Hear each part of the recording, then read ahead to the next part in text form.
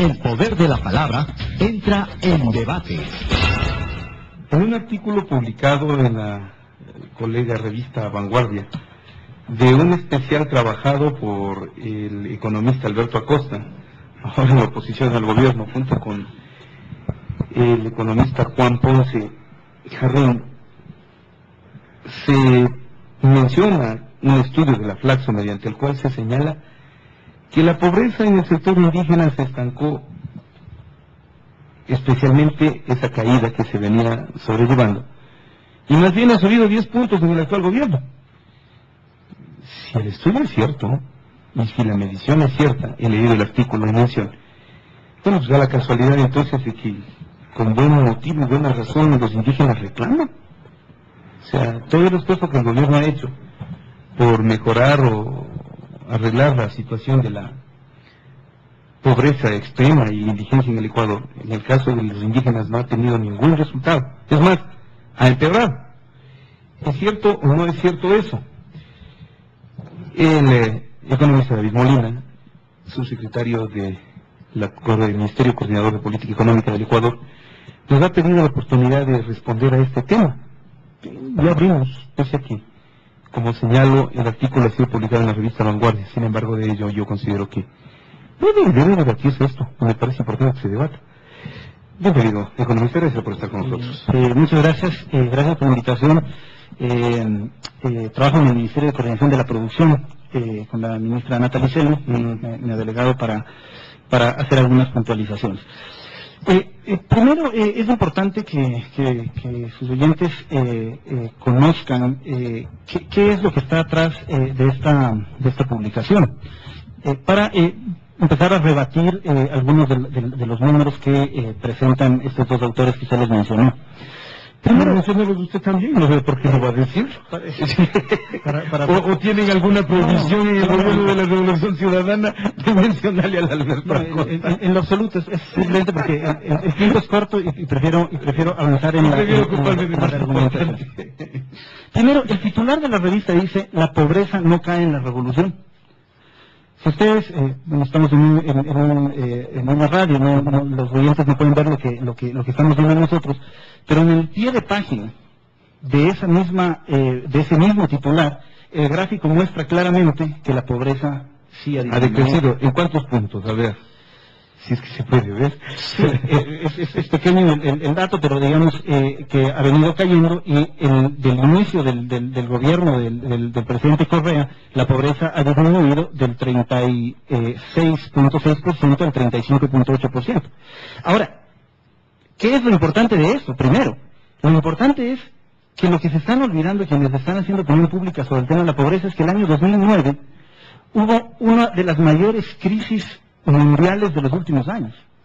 Que la pobreza haya disminuido y que la pobreza se haya mantenido relativamente estable en un año de crisis, en lugar de generar una crítica, debería generar un elogio absoluto. Bueno, sí lo reconocen. El par de investigadores en el artículo sí aceptan que en efecto la crisis fue notoria el año pasado, y no se puede negar eso, pero el titular no lo reconoce. Correcto. Ahora, sobre la pobreza del grupo étnico de los indígenas. Aquí hay algunas cosas interesantes que contar. Primero, en la publicación de la revista Vanguardia, que salió a circular el 15 de noviembre del 2010, la semana del 15 de noviembre del 2010, voy a citar textual lo que dice: de manera similar que en el caso de la extrema pobreza por ingreso entre los indígenas, la incidencia se reduce entre el 2005 y 2008 del 50 al 32%. Pero tiene un incremento de alrededor de 10 puntos entre el 2008 y el 2009, al pasar del 32 al 42%. Esto es absolutamente falso. ¿Por qué no es cierto? A ver. Y lo voy a decir, porque ellos mismos reconocen que cometieron un error. Ellos publican, el economista Alberto Acosta publica en su blog de internet y en algunos otros que lo recogieron, una segunda versión del documento, ampliado y completo. El de la Flaxo. El de la Flaxo, exactamente.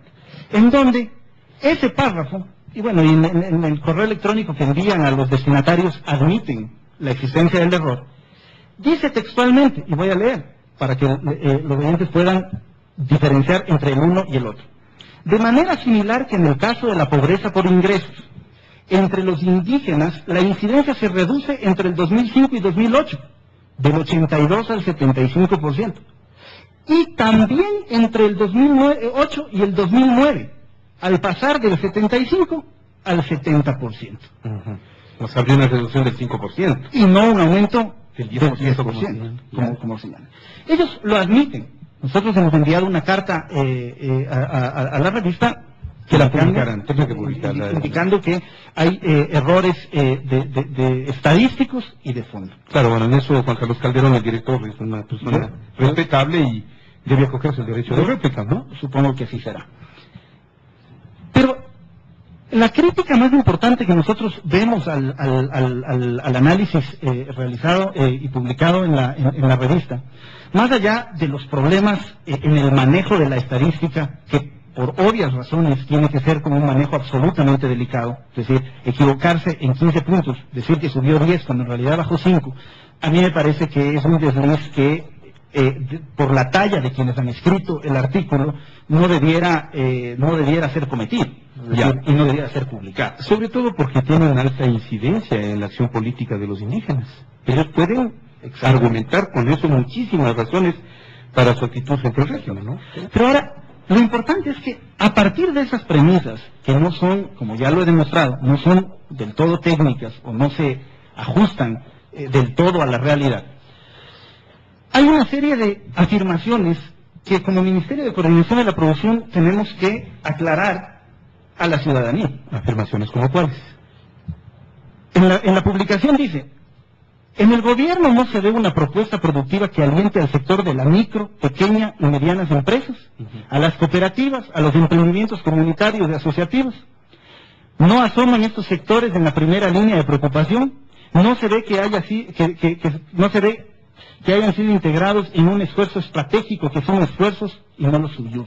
Abajo toda la política de producción del gobierno y la economía social y solidaria. Y entonces yo, digamos, quisiera ahora sí de una manera más con números, es decir, porque esas afirmaciones, si son sustentadas con cifras, con números, con declaraciones, bueno, uno puede aceptarlas como válidas, pero desde ningún punto de vista las podemos aceptar porque la afirmación está hecha, que parte de unos números que no han sido entendidos de la manera como debieron entenderse, y concluyen que entonces, dado que el grupo de los indígenas han aumentado su nivel de pobreza, entonces concluyen que el gobierno nacional no se está preocupando de los grupos vulnerables, de la microempresa, de la pequeña y mediana empresa, de los campesinos, etc. Primero, con la aclaración que ellos mismos han hecho, debería ya descalificar toda la conclusión de su estudio. Pero yo voy a abonar más análisis para descalificar absolutamente lo que se ha dicho. Por ejemplo, primero, que no hay una política del gobierno de acercamiento y de fomento a las MIPYMES es absolutamente falso.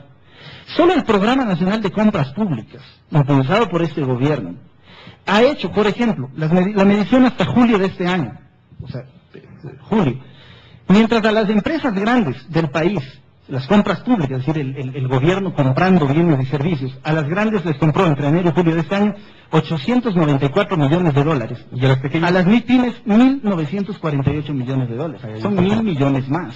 Hay un porcentaje alto. ¿Eso qué significa? Eso significa que hay una prelación especial para las MIPYMES. Es decir, si es que hay empresas pequeñas que pueden entregar bienes y servicios, pues el gobierno nacional, a través de su programa de compras públicas, lo está haciendo. ¿Esto qué significa?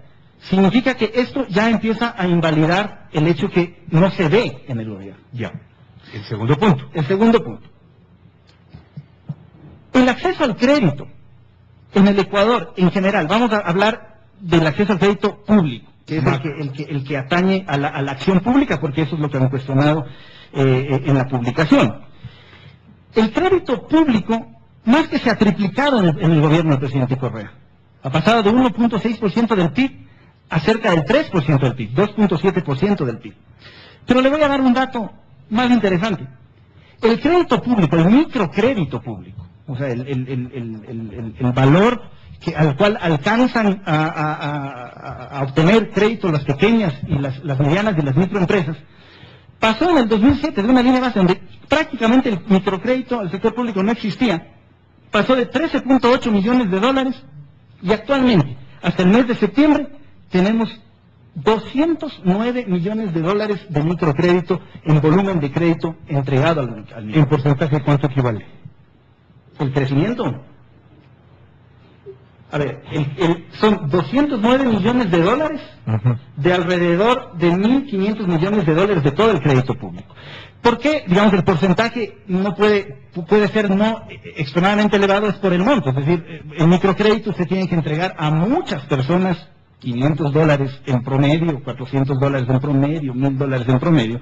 En cambio, en los créditos muy grandes, a una sola empresa se le puede entregar 50 millones de dólares. La Flaxo es sumamente seria en sus estudios y yo creo que puedo avalar la escuela de posgrado a la que me pertenecí, por cierto. Me sorprende que no hayan tomado en cuenta este detalle. Pero a mí lo que me sorprende es que ese paper no está publicado en la Flaxo. Ese paper fue escrito por 2 académicos de la Flaxo, pero no está publicado en la Flaxo. Hemos encontrado en la revista Vanguardia se menciona como estudio de Flaxo. Es un estudio de ellos, que es de la Flaxo, pero no hemos encontrado la publicación en la Flaxo. Pero bueno, eso digamos... No, pero es que a ver, vuelvo a la razón que detallé hace un momento. Los sectores indígenas pueden reclamar severamente una desatención del gobierno con esa cifra. Los sectores de la pequeña empresa también les pueden reclamar, por supuesto. Es por eso que estamos haciendo las aclaraciones del caso. En el caso del sector indígena, hemos dicho, ya se han retractado los mismos autores del documento, de que en lugar de que la pobreza medida por necesidades básicas insatisfechas ha disminuido 10%, más bien que ha aumentado 10 puntos, más bien ha disminuido en 5 puntos. Eso lo dicen ellos, no lo decimos nosotros. Ahora, sigamos viendo los datos. ¿Qué ha hecho el gobierno nacional en términos de regularización de tierra a los campesinos? Y esto es importante que la gente conozca, porque es parte de los argumentos que se emplean en el artículo. En este gobierno, como en ningún otro, se han regularizado 97.201 hectáreas, de las cuales 80.593 se han otorgado a pueblos de nacionalidades indígenas. Esto solo desde el 15 de diciembre del 2009 hasta la presente, que son las cifras que hemos logrado de completar. Por lo tanto, lo que yo les estoy tratando de decir es, partieron de un número equivocado. Se puso un titular que no refleja lo que dicen los mismos números que están bajo el titular. Y con ese titular y con esa información luego rectificada, concluyen que el gobierno nacional no ha hecho nada respecto de grupos vulnerables como los indígenas y de pequeñas y medianas sobre todo que no se ha hecho lo posible por combatir la pobreza. Da la impresión de que no hay un esfuerzo ahí radicado en enfrentar el tema de la pobreza. Primero, que técnicamente, y quien hace análisis técnico debe conocer, que es mucho más fácil reducir la pobreza cuando la pobreza estaba en el 50%, bajar al 40%, es mucho más fácil porque es del marginal, es el paso adicional el que va costando más. Es decir, cuando la pobreza en países industrializados llega a ser muy baja, del 5, del 6%, bajar de esos niveles es muy, pero muy complicado, es decir, porque ya obedece a estructuras económicas y sociales. Entonces, lo que se está viendo en las cifras es que hay una reducción de la pobreza. Ellos cuestionan que la reducción no es tan significativa, pero hay que decir, bueno, se está reduciendo, a pesar de que la línea base es más baja, es más complicado enfrentar el problema, y que, además, como lo he dicho, hemos pasado una de las crisis más fuertes de los últimos años. Correcto. El desmentido del subsecretario de Información y Análisis del Ministerio Coordinador de la Política Económica y de la Producción Económica, David Molina. Gracias, economista. Muchísimas gracias. Y ya estoy viendo que se me viene la respuesta. Alberto Acosta, si vas a responderle a esto, encantado y bienvenido, por cierto, sin duda alguna. Ese es el debate. Y es el debate. Gracias por acompañarnos, David Montantil. Esto es Ecuador Inmediato Radio. Vuelvo en un momento más.